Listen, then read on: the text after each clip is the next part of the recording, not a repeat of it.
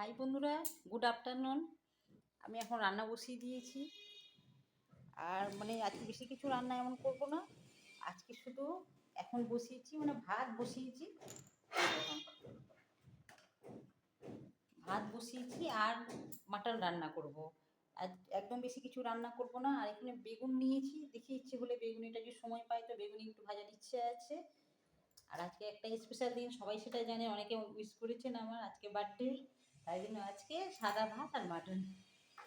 আর বাড়িতে কাজ এখনো কমপ্লিট হয়নি, রান্নাঘরটি আমার কমপ্লিট হয়েছে মোটামুটি।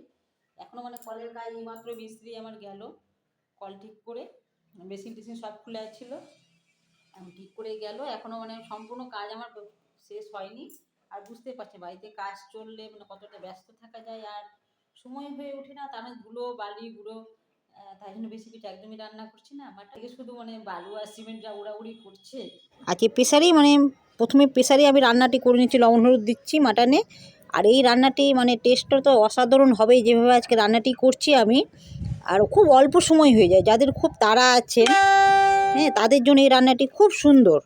আর একবার রান্না যদি আপনারা করে নেন এইভাবে, তো বারবার রান্না করতে ইচ্ছে করবে, এতটাই টেস্টি হয় আর এতটা অল্প সময়ে হয়ে যায়। মাটন রান্নাটি আমি অন্য একটি ভিডিওতে অবশ্যই দিব। সবাই ভালো থাকুন, সুস্থ থাকুন। আজকের মতো টাটা।